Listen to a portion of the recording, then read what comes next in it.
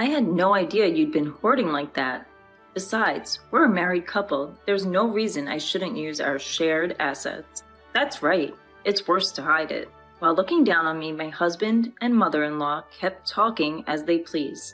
I was so disgusted with them, I decided to confront them with reality. Sigh. By the way, have you checked the name of the passbook? Huh? My name is Lillian, and I'm turning 42 this year. I've been married for 17 years, and before that, I worked at a company. After getting married, I quit my job and started working part-time at a local supermarket. I met my husband, Easton, at work, and at the time, I thought he was an ordinary and kind man. That changed about 6 months after we got married. One day, while preparing dinner, my mother-in-law suddenly visited our house without any notice. My husband hadn't come home from work yet, and I thought there might be some urgent matter, so I let her in. As soon as she saw the living room, she let out a big sigh. Lillian, you've been idly watching TV until this hour. My son Easton is still working hard, sweating at his job. Don't you feel sorry? Yes? I did have the TV on, but until a moment ago, I'd been preparing dinner in the kitchen. You might say I'm lazing around, but I finished my housework by morning, and I've just returned from shopping after my part-time job. Feeling irritated inside, but thinking I've done my part, I replied, I'm sorry, to my mother-in-law. She ostentatiously snorted, went into the kitchen, and started to find fault with dinner too. Oh dear, is this all we have for dinner today? Poor Easton, working so hard. I've planned for curry and salad today. The salad is in the fridge. How could you let Easton eat such a half-baked meal? I wonder what you've learned at home. Insulted not just about me, but also about my parents, I finally lost it and asked a bit harshly, Didn't you need something? Then my mother-in-law opened her eyes wide. Oh my, don't get so mad just because I looked at the dinner. She pouted her lips conspicuously and sat heavily on the sofa to watch TV. What do you need? It's not what do you need. Don't you think you should offer something to your mother-in-law who has kindly visited? Excuse me? You're such an inconsiderate person, not even serving tea. Poor Easton. She kept repeating, poor Easton. So I served her tea, but she complained about everything, including the taste of the tea, saying it was cheap. Back then, I was young and was avoiding arguing with my husband's mother, wondering if I should be considerate to her. However, taking advantage of the fact that neither my husband nor I said anything, my mother-in-law began to frequently visit our home, constantly complaining that I wasn't cleaning properly, that I was always lazy, and that I lacked discipline. After being constantly criticized at every turn, I was truly on my wit's end and decided to consult my husband about his mother. Hey, could you ask your mom to reduce the number of times she comes to our house? Why? Is it that much of a bother when mom comes over? You've seen it, haven't you? No matter how much I work on the house or cooking, your mom keeps complaining about me. Well, that's because mom wants you, Lillian, to work harder so she gets tough. I'm doing my best, but if she comes over without notice, I can't even prepare dinner properly. If you're bothered, say it yourself. But don't forget that mom cares about us too. Throughout, my husband was like this. He never really worried about what I was saying. No matter how much effort I put into cleaning the house or studying cooking, my mother-in-law would nitpick and never praise me. Once the vegetables my mother-in-law brought were clearly close to their expiration date, so I used them for dinner. Then, my mother-in-law sighed conspicuously to serve such withered vegetables to her husband and his mother. I finally realized that she just wanted to bully her daughter-in-law. Being persistently criticized, I consulted my father-in-law. When I told him that it was hard to prepare meals for the mother-in-law and that it was a problem to be visited many times without notice, he seemed not to know she was coming to our house and apologized to me politely. I thought she was going out to dinner with friends. I didn't think she was bothering you, Lillian. I'm sorry. No, it's not something for you to apologize for. She's often out and about, so I've been giving her money for meals. But she hasn't been taking it, has she? Unfortunately, no. I'm really sorry. My father-in-law apologized to me again and again throughout our conversation. He promised to speak sternly to my mother-in-law, and I didn't say anything more about her attitude, thinking that was enough. I thought I could finally relax, but then I received a phone call filled with scoldings from my mother-in-law. Hello? You're really uncouth, tattling to my husband like that?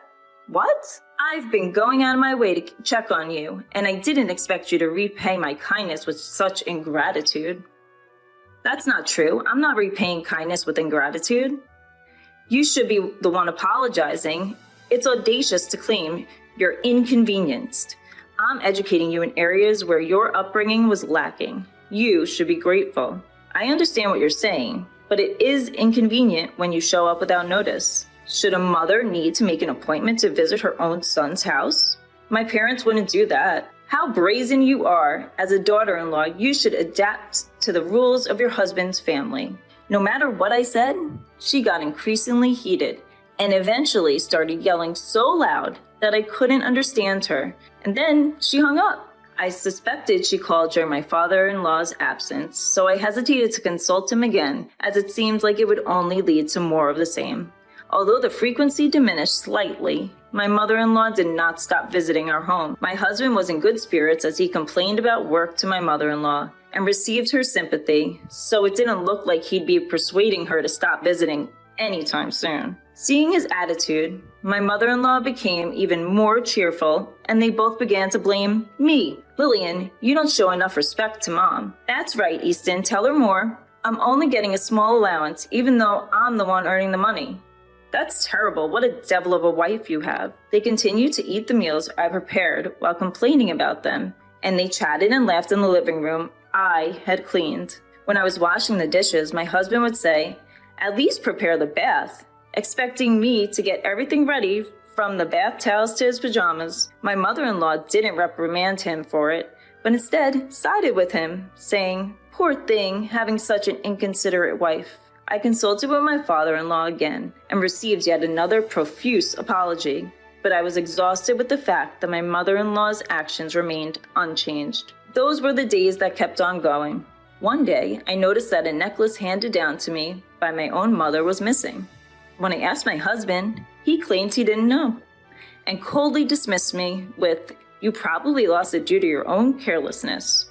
It was supposed to be in my drawer." The truth came out when my mother-in-law visited our home again during dinner time. Mother-in-law, that necklace, oh dear, it's quite disgraceful to desire something someone else is wearing. What my mother-in-law had around her neck was undoubtedly the necklace I lost. It had a unique, unusual design with a peculiar ornament, and there was no way I could mistake it.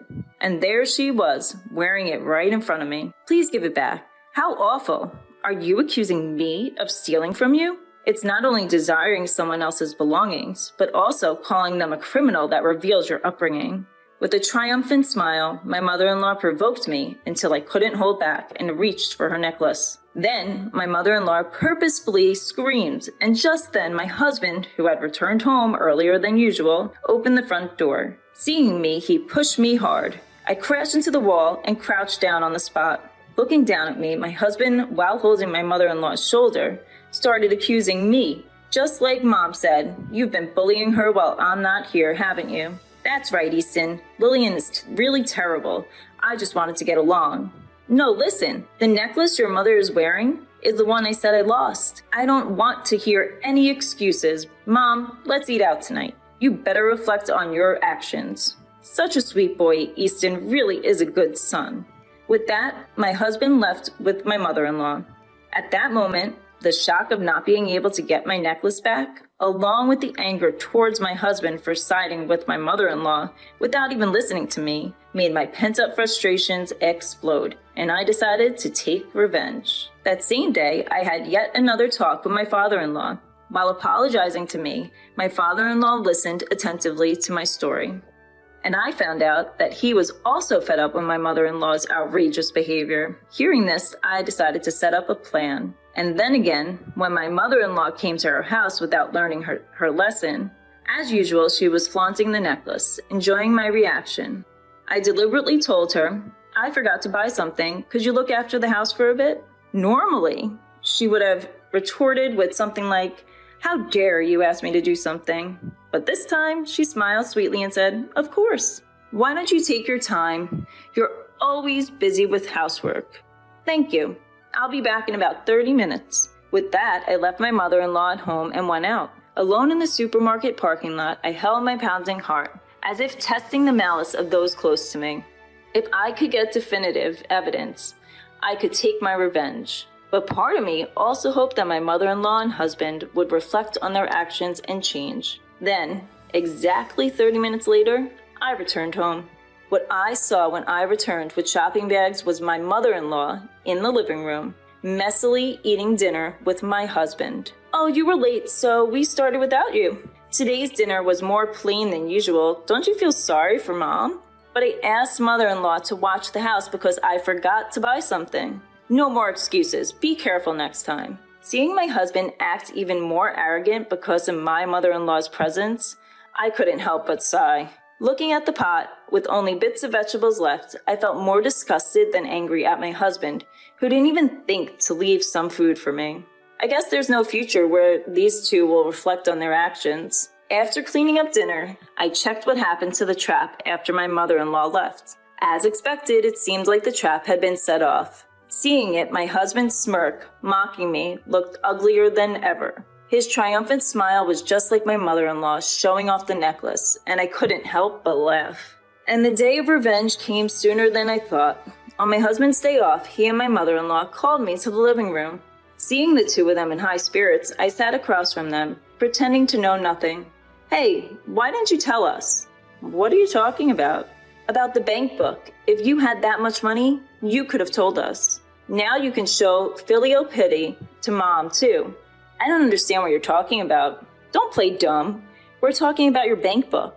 "Oh," I managed to say. Without showing any signs of panic, I must have been a bit suspicious, but the two of them happily started laying out the estimate papers for a single family house on the table. "Mom and Dad, you and me, we bought a new 2-family house." "Bought? What do you mean?" "You're slow to catch on, aren't you? We're saying we made a contract with the money from your bank book. Buying it all at once means no interest and it's smoother, right?" "Hold on. Why are you moving forward with this without me?" "Lillian, you really do hate me, don't you? That's why you're saying you don't want to live together." "Hey, cut it out. You're being rude to Mom." "Who's being rude?" "It's far more disrespectful for you two to use my money without my permission." "You're the ones, huh? People with bad upbringing really have bad mouths." I struggled to suppress a laugh at the two of them, who were saying whatever they wanted. There was a part of me that was amazed at how terrible I had become, but my resolve to take revenge never wavered, because it was these two who had made me this way.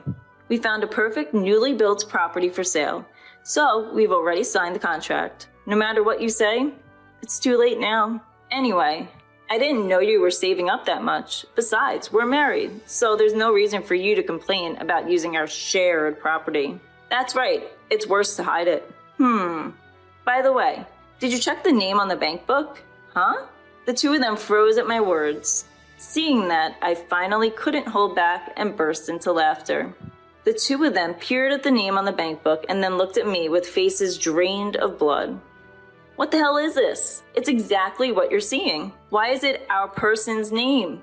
"I never said it was my bank book." "So what does that mean? You stole Dad's bank book?" "You thief." "Who's the thief? You went out of your way to pry open a locked drawer and took it." "But you were hiding it so carefully." "Oh, so it's okay to steal things that your daughter-in-law treasures? I guess that's how you were raised, mother-in-law." "Don't talk back to Mom. You should watch your mouth. Do you know why father-in-law gave this to me?" Why, you say? I heard from father-in-law about the reason mother-in-law has been spending so much money lately. You two took a vacation while taking time off from work, didn't you?" "Well, it seems you told the company whatever you wanted as the reason for taking time off, like I had a fever or went back to my parents' home. I got a call from the department head, and he was speechless when I told him the truth." "Huh?" Finally realizing their predicament, the two exchanged troubled glances. But I had no intention of forgiving them over something like this. While we were silent, the doorbell conveniently rang. When I went to the entrance and brought the visitor into the living room, the two let out a small scream. When my mother-in-law came to our house, I had contacted my father-in-law. "Why are you here?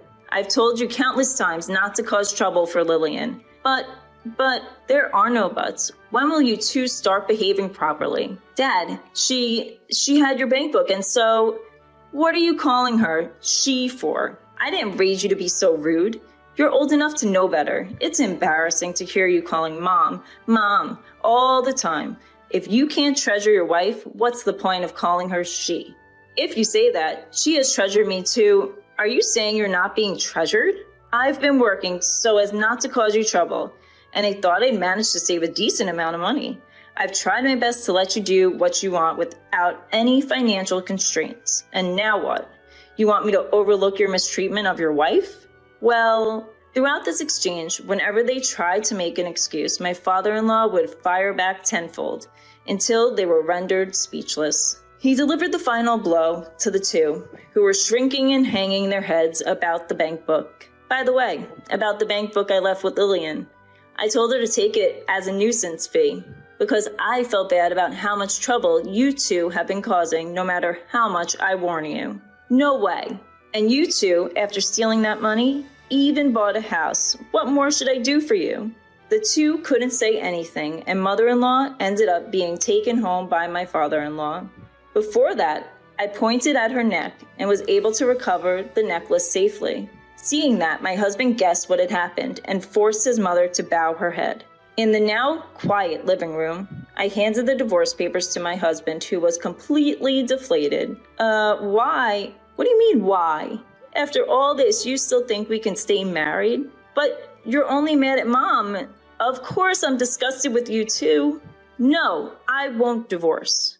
Then shall we go to court? We'd have to expose everything you've done to the court. And your company, though. Huh? Oh yes, we've got it all on camera. You two breaking open the lock and taking the bank book clearly shows you two desperately breaking the lock. No, you're lying. It's amazing how you can call others thieves after doing such a thing. I wonder what kind of upbringing you had. Why? All of that will be made public, and you'll probably have to cover the $300K you used of your father-in-law's money, my compensation, and the court fees. What are you going to do? Why can you say such cruel things? You still don't get it. Should we have your father lecture you again?